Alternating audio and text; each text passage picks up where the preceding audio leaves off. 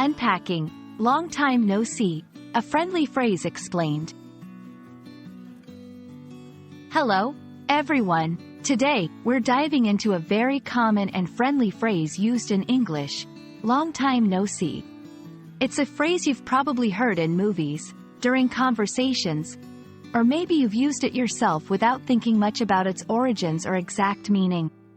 So, let's break it down together and understand where it comes from, what it means, and how you can use it in your everyday conversations.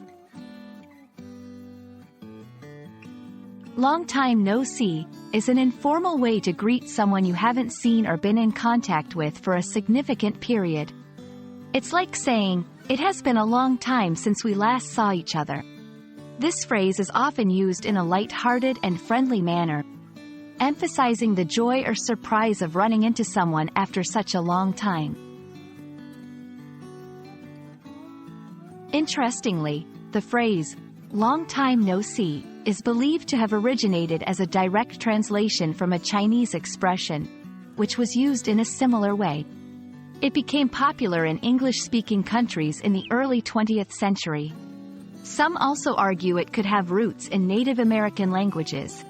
Regardless of its exact origin, it's a great example of how languages influence each other and how expressions can travel and evolve across cultures.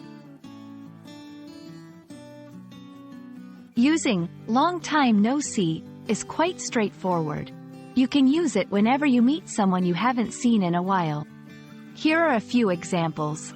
Meeting a friend you haven't seen since school. "Hey, long time no see. How have you been?" Running into a former colleague at a coffee shop. "Long time no see. What's new with you?" Reuniting with family members at a holiday gathering. "Long time no see. I've missed you all."